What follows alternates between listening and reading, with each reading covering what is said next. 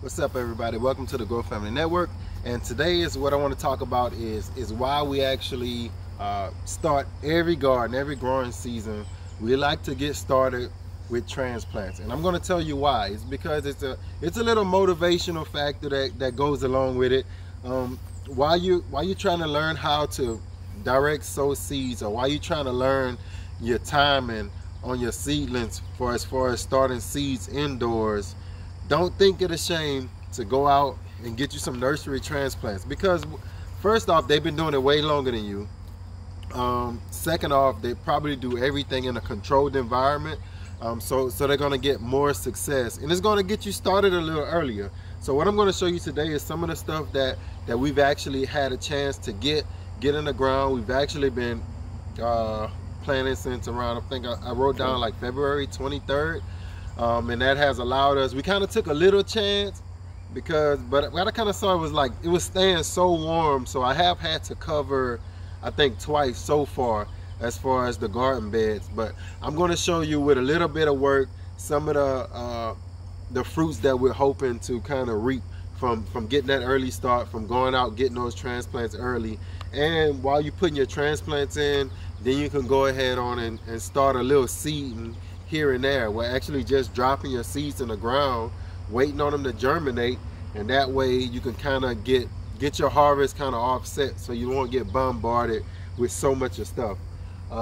This one here, this bed here, actually, the first thing we planted in this bed was these little bush peas, and the date I don't really remember, but it was late winter, and they're just starting to, I didn't really plant them to harvest, but I planted these to kind of see what they would do in my environment.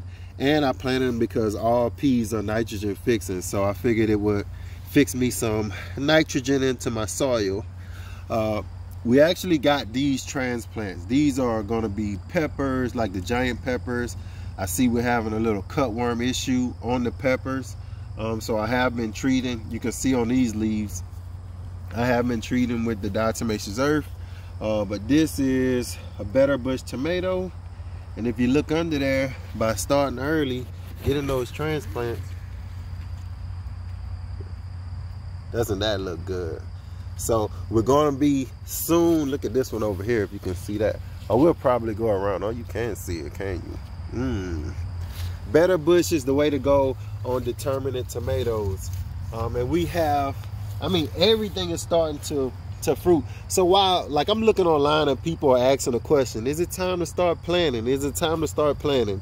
And of course, this is for Louisiana gardeners, or people in our zone, which is like zone 9, 9A, 9B.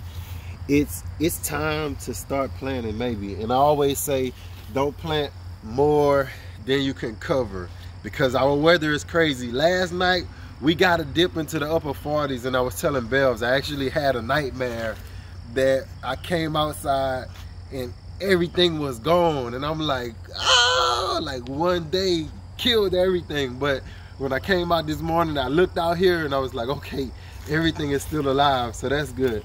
And everything is still flowering, so look at this. Real nice. Gotta stay on top of the bugs. That's the only thing about the spring, summertime. You gotta stay on top of these bugs. But all of our tomatoes are actually flowering, which is good.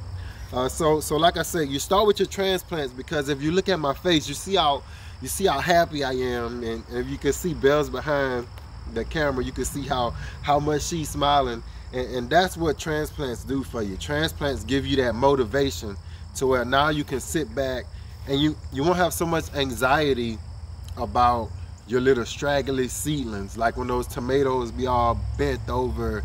You can, one second, this is what our nursery gives us. You can get actually a flat for $20, and a flat is 12 of these. So with having 4 plants in each flat, you actually can get 48 plants for $20, which is going to be a great start to you, right? Just $20. I don't go out, we don't eat out, we barely do much of anything besides work, garden, and kids. So you can spare $20 if you don't go anywhere for 1 week in your car, in your gas, right? Over here, this is Lollybug's garden. And what we've been waiting on is we're trying to save some seeds. So we have been waiting on the bok choy, the seed, the arugula, and this rat's tail radish. And these little bugs been eating all this stuff, but we've been trying to wait and wait and wait so we can get some seeds off of it before we pull it out. Let's see what we got. Did we get anything? Uh-oh, look at that. And there they go. So this is the seeds. See how many they got up in there. So Miss Lollybugs, here's some seeds from the rat's tail radish. And we'll start harvesting those seeds. And that way we can go ahead on and pull that radish out. Now, you're looking at this, but we've already planted this bed. And with what? Let me pull up our deer netting, garden netting. We've actually had a few cassavas that were actually good. And you can see them kind of budding out here. And some of them are budding out. And so that's what we've done inside of here. While we're waiting on our seeds to dry out, we've actually stuck the cassava in. That way, once these dry out and we get our seeds off them, we'll cut them out, feed them to the chickens, get the seeds, and the cassava is already planted. Because they need like 9 months of frost-free weather in order to do what they're supposed to do. These, we're gonna try to let these go to seed as well. Trying to see if the bees are gonna come and start eating off of these. These are the cilantro. Seeing if they're gonna eat off of those. Let me put this in my pocket. I may be able to get them out later. Let's check this out. Now this is a good bed here because this is where our squash and our zucchini are. We have a straight neck, crook neck, regular zucchinis. We actually are putting cucumbers on the edges, but I haven't put the trellis like on this side. I'll show you. But I have the cucumbers in here that I just haven't put the trellis, but you can actually see them start to flower. So on the edge of our beds is where I stick the cucumbers in. These carrots were here during the fall. What we did was we pulled out a row. I'll probably show them better right here. What we did was we had 3 rows of carrots. You can see 1 row here. We had a row here and a row here. What we did was we pulled out a row of carrots in the middle and we planted in these squash. So you can come in here and get a good look at them. Haven't had problems with the vine borer yet, but for 1 plant. But you can see, looking in there, look at that water in there. It's getting its drink. Look, it filled up with water so it can drink. That's cool. But Beverly's going to show you all of those that are actually flowering and fruiting. This is one thing about getting transplants from the nursery too. If you're starting your own squash from seed, you get these, and these will help you get that early jump. And that way, the ones that you have, if that vine borer actually gets to you, you can throw in your seed or your seedlings that you have right behind it. We actually had this in already. The kale is still there. This is the only one that the pets left us, and they seem to be gone. They're not coming back to eat that one. More peppers. We have jalapeno peppers and regular bell peppers. And they even got a sunflower in there. If you come over here, this is actually the first bed we planted, and we're going to do an update video probably in a few weeks on this one. This is Amanda's garden. Miss Anita, I know you've probably been wondering how your garden is doing, and this is how it's doing from being planted February 23rd. That's crazy early. That's crazy early for Louisiana. Even for Louisiana, that's stupid early. But we figured that we could protect it by covering it. And like I say, we have had to cover it twice. But if you look at it, we're getting flowers on these tomatoes, and we do have fruits on them. Now these are, I think on one side is the Husky Red and on the other side is the Better Bush. The collards are even still here from your fall garden, which is really cool. Look how huge they are. My sister came over. We've actually got off of this about 3 times, Bells? Yes. Well, more than And when 4. my sister came over, I told her, I say, tell mom they're ready again. And hopefully we probably be able to get all those huge leaves off of there. Look at that.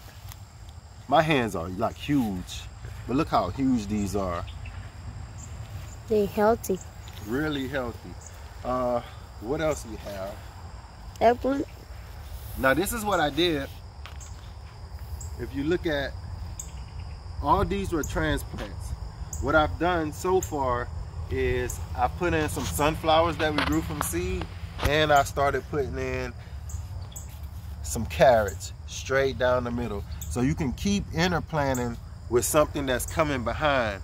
So far this is the only plant that has gotten attacked by that little dastardly cutworm thing that loves to eat your plants.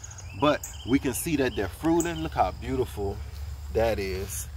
That's like amazing, if you can see that.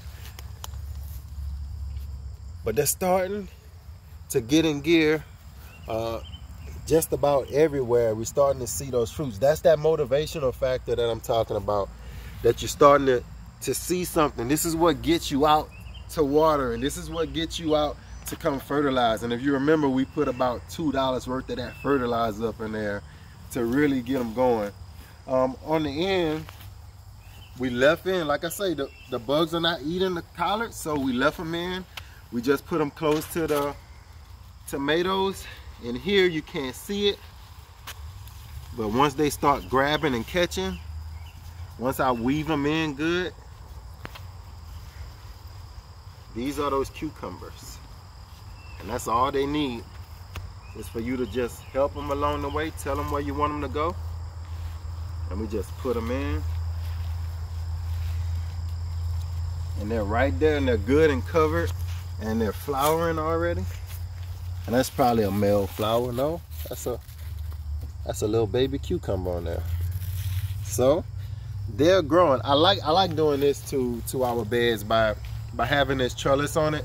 It gives you that space saving opportunity as well as all the growth space. So you have all your growth space, and then on your edges you can actually put something that's a vine and crop, but not like a crazy vine or like a cucumber. Or you can put a fence on the back side.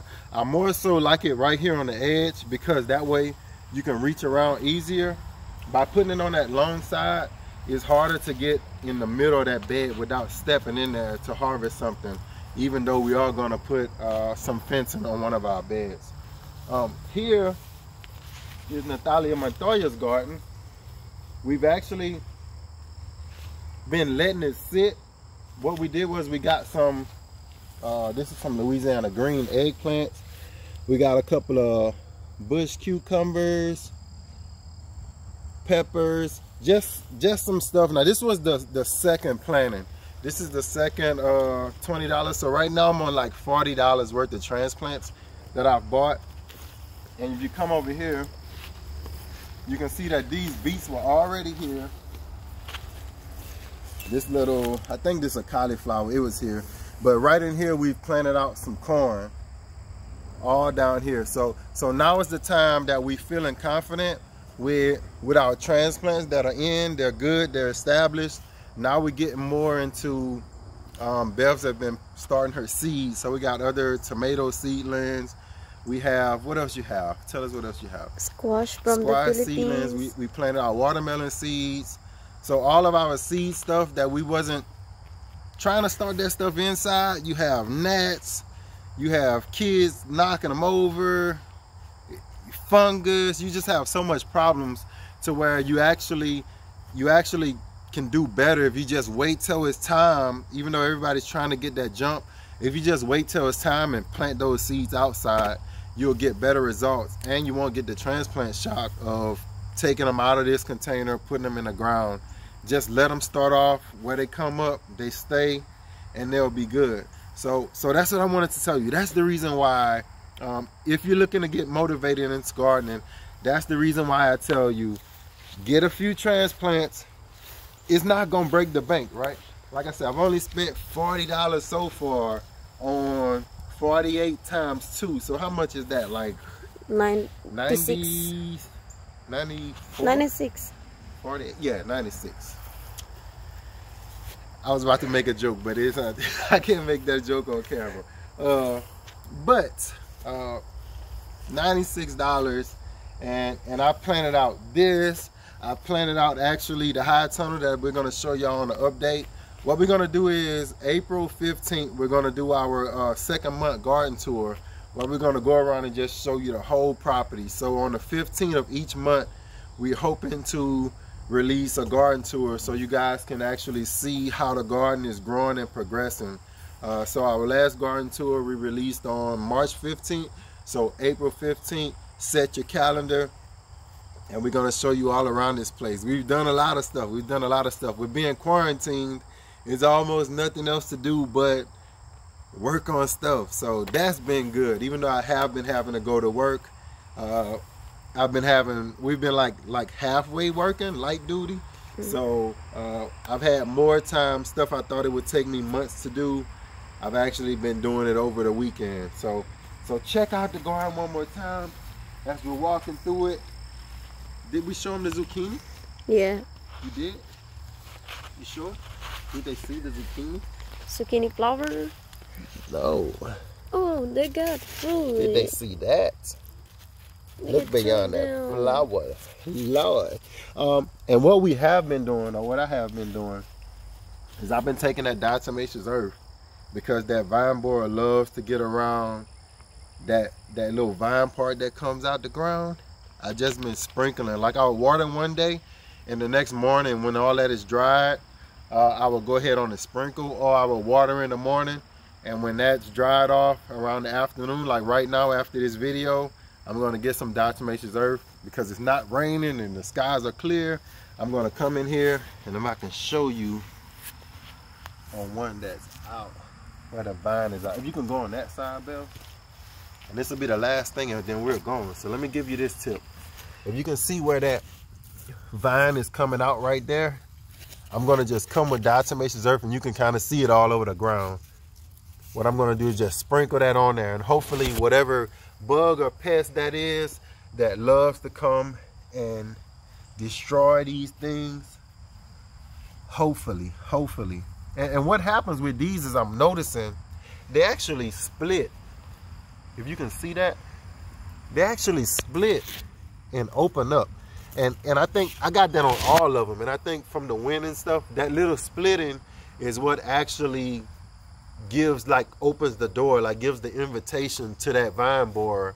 And that's where he goes in that part that's really softened or vulnerable. So I'm trying to work on something with that. I know I said last year I'm going to try a little of that casting. So I think that's what I'm going to try too on one of them. Going to get me a little newspaper and some water, and try to make a little, whatever they call that, little shape. Mache. Marche something? Mache. Yeah, whatever Paper they call mache. that. I'm a paper mache, yeah. I'm going to try that, see if I can cast that thing. And we'll see if that works. Sorry I kept you so long. I don't know how long that was. But hey, grab you some transplants, get started, and then start doing your seed thing. But you got to get growing now, okay? So thank you for watching the Grow Family Network. And as always, grow, grow, grow. Peace.